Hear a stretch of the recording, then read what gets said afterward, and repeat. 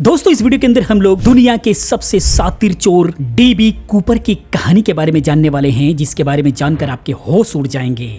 दोस्तों, जैसा कि आप जानते हैं कि हमारी दुनिया रहस्यों से भरी पड़ी है, लेकिन बहुत से रहस्य ऐसे भी होते हैं जो हमेशा के लिए रहस्य ही बनकर रह जाते हैं। जैसा कि आज तक आपने बहुत सारे शातिर चोर और प्लेन हाईजैकर्स की कहानियों के बारे में सुना होगा, लेकिन आज के इस वीडियो के अंदर हम लोग जिस कहानी के बारे में बात करने वाले हैं वो है डीबी कूपर नाम के ऐसे चोर की जो पूरी दुनिया के लिए आज तक रहस्य ही बना हुआ है। FBI और बहुत सी जांच एजेंसियां इस चोर को पकड़ने के लिए 50 साल से ज्यादा का समय लगा चुकी हैं, लेकिन उन्हें अभी तक कोई सफलता नहीं मिली, जो कि एक बहुत बड़ी चोरी है, कोई छोटी मोटी चोरी नहीं। बहुत ही कमाल की वीडियो होने वाली है, समझने के लिए वीडियो के साथ लास्ट तक बने रहें। बहुत ही इंटरेस्टिंग वीडियो होने वाली है। वीडियो को लाइक भी कर दें, शेयर भी कर दें, क्योंकि ये वीडियो वाकई में बहुत ही इंफॉर्मेटिव होने वाली है।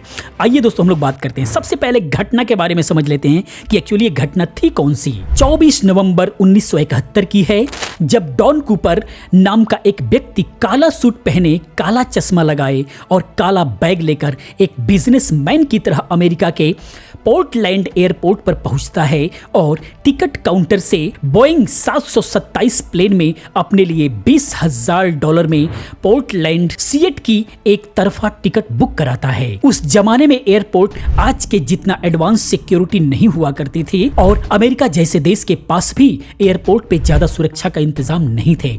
इसीलिए डॉन कूपर अपने बैग को आसानी से प्लेन के अंदर ले जाने में सफल हो गया और अपनी सीट 18C पर जाकर आसानी से बैठ जाता है। दोस्तों, अब घड़ी इशारा करती है 2:50 दिन के, जब PST में प्लेन पोर्टलैंड से उड़ान भरती है और उड़ने के कुछ देर बाद ही कूपर अपने लिए बॉर्बन ड्रिंक और सोडा ऑर्डर करता है। बताया जाता है कि उसके फ्लाइट का सफर सिर्फ 30 मिनट का ही था, इसीलिए ज्यादा समय बर्बाद न करते हुए वो अपने प्लान में लग जाता है। डॉन कूपर अपने नजदीकी खड़ी फ्लोरेंस शेफनर नाम की फ्लाइट अटेंडेंट को पास बुलाकर उन्हें एक पर्ची देता है। पहले फ्लाइट अटेंडेंट को लगता है कि कूपर उसके साथ फ्लर्ट कर रहा है, इसीलिए वह उसे बिना पढ़े अपने पर्स में रख लेती है। लेकिन फिर कूपर उसकी तरफ झुककर धीरे से उसे वह पर्ची पढ़ने के लिए कहता है। उस पर्ची में लिखा था कि उसके पास बैग में बम है और अटेंडेंट को उसके पास बैठने को कहा गया था। उसके बाद अटेंडेंट घबराकर उसके पास बैठ जाती है और कूपर को बम दिखाने को कहती है। तो कूपर अपना बैग थोड़ा सा खोलकर उसे बम दिखाता है और अपनी मांग उसके सामने रखता है और कहता है कि उसे $2 लाख और 4 पैरासूट चाहिए, नहीं तो वह प्लेन को बम से उड़ा देगा। और अगर उसकी मांगे मान ली जाती है तो वह सभी यात्रियों को सुरक्षित जाने देगा। फिर शेफनर डेन कूपर की मांगों को लेकर कॉकपिट में बैठे पायलट के पास पहुंचती है। कूपर की सभी मांगों को सैटेलाइट के जरिए एयर ट्रैफिक कंट्रोल तक पहुंचाता है। यह खबर जब FBI और पुलिस तक पहुंचती है तो उनके होश उड़ जाते हैं और उन सभी को पता लग चुका था कि प्लेन अब हाईजैक हो चुका है। एयर होस्टेस जब वापस प्लेन में जाती है तो देखती है कि डॉन कूपर काला चश्मा लगाकर बिल्कुल आराम से बिना टेंशन के बैठा हुआ है और वह बिल्कुल भी डरा हुआ नहीं था। इसी वजह से प्लेन में मौजूद यात्रियों को भनक तक नहीं लगी थी कि प्लेन हाईजैक हो चुका है। उधर यात्रियों की जान बचाने के लिए FBI द्वारा डॉन कूपर की मांगों को मान लिया जाता है और चालाकी दिखाते हुए $2 लाख को $20 के नोटों से भरा जाता है, ताकि बैग ज्यादा भारी हो सके और सभी नोटों के सीरियल नंबर भी नोट किए जाते हैं ताकि बाद में कूपर को पकड़ने में आसानी हो सके। दोस्तों, जब 5:39 PM में PST में प्लेन सीएट के एयरपोर्ट पर लैंड करता है और कूपर की मांग के अनुसार पैरासूट और पैसे मिलने के बाद वह अपने वादे के मुताबिक सभी 36 यात्रियों को प्लेन से सुरक्षित उतरने देता है। वह प्लेन में 2 पायलट, एक फ्लाइट इंजीनियर और एक फ्लाइट अटेंडेंट को अंदर ही रुकने के लिए कहता है और प्लेन मैक्सिको के लिए उड़ान भरती है। और उसी टाइम FBI चालाकी से 2 अमेरिकी जासूसी जहाजों को प्लेन के पीछे लगा देता है।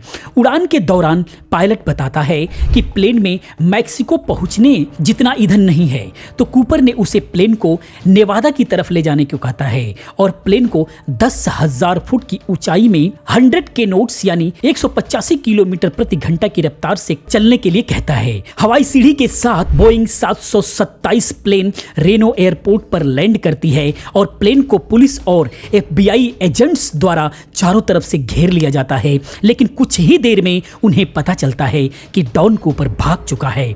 इसके बाद प्लेन की छानबीन की जाती है, जिसमें से कूपर के टाई का क्लिप और उसके मंगवाए गए 4 में से 2 पैराशूट मिलते हैं। कूपर बाकी के सभी सबूत को बड़ी चालाकी से अपने साथ ले जाता है, जिसमें उसके द्वारा फ्लाइट अटेंडेंट को दिया गया लेटर भी शामिल था। कूपर को पकड़ने के लिए FBI द्वारा नॉरजैक नाम से खोज शुरू की जाती है।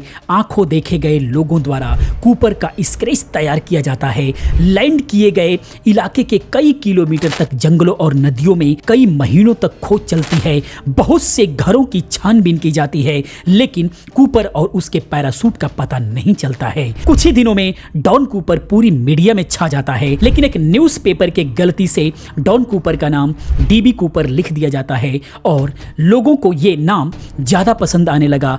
इस तरह से एक न्यूज़पेपर की गलती के कारण डॉन कूपर का नाम DB कूपर रखा गया और वो हर जगह इसी नाम से प्रसिद्ध हो गया। इसके बाद कूपर के भागने के तरीके से FBI को लगता है कि कूपर ने किसी पैराग्लाइडिंग स्कूल से ट्रेनिंग ली होगी, इसीलिए सभी ट्रेनिंग स्कूल में पूछताछ की जाती है और स्कूल से पैरा एक्सपर्ट्स के रिकॉर्ड चेक किए जाते हैं, लेकिन वे फिर से सफल नहीं हो पाते हैं। बहुत सी छानबीन के बाद भी कूपर का कुछ पता नहीं चला, तो लोग मानने लगे कि लैंडिंग के दौरान कूपर की मौत हो गई होगी, पर उसकी मौत का भी कोई आधिकारिक प्रमाण नहीं मिल सका, क्योंकि न कूपर की लाश कहीं मिली, न पैसों का बैग और न ही पैराशूट कहीं मिला। लेकिन घटना के 8 साल बाद 10 फरवरी 1980 को 8 साल के ब्रेन इनग्राम नाम के एक बच्चे को कोलंबिया नदी के किनारे अपने परिवार के साथ लकड़ी इकट्ठा करते हुए रेत के नीचे दबे हुए $20 के नोटों के 3 बंडल मिलते हैं। बहुत सालों से रेत के अंदर दबे हुए होने के कारण नोट खराब हो गए थे, पर बीच के कुछ नोट अभी भी सुरक्षित थे और अधिकारी इन नोटों के सीरियल नंबर देखकर पहचान जाते हैं कि ये वही नोट है जो उस रात कूपर को दिए गए थे। इस घटना के बाद कूपर के केस ने फिर से तेजी पकड़ी। ये नोट यहाँ कैसे पहुंचे, इस पर बहुत विवाद हुआ। किसी का कहना था कि ये कूपर ने फिरौती में मांगे नोटों का कभी इस्तेमाल किया ही नहीं और उन्हें यहाँ छुपा कर रख दिया था, और किसी का कहना था कि पैराग्लाइडिंग के समय नोट के कुछ बंडल कूपर के बैग से गिरकर यहाँ आ गए होंगे। ऐसी ही बहुत सी कहानियां बनाई गईं, पर इस घटना से कूपर का कुछ भी पता नहीं चल पाया। लेकिन DB कूपर की हाईजैकिंग के बाद उससे जुड़ा ये पहला सबूत मिला था। DB कूपर के इस केस के बारे में सालों साल बहुत सी छानबीन होती रही, लेकिन कोई भी पुख्ता सबूत नहीं मिल पाया और आखिरकार हाईजैकिंग के 45 सालों बाद 2016 में इस केस को FBI द्वारा बंद कर दिया गया। तो दोस्तों, इस सातिर चोर के बारे में आपका क्या कहना है? कैसा लगा ये वीडियो, कैसा लगा इन्फॉर्मेशन? प्लीज़ कमेंट में ज़रूर बताएं। इसी प्रकार की बहुत सारी इन्फॉर्मेटिव वीडियोस को देखने के लिए चैनल को सब्सक्राइब करें, चैनल के साथ बने रहें। मैं मिलता हूं अगली वीडियो में। पूरी वीडियो देखने के लिए आपका बहुत बहुत धन्यवाद।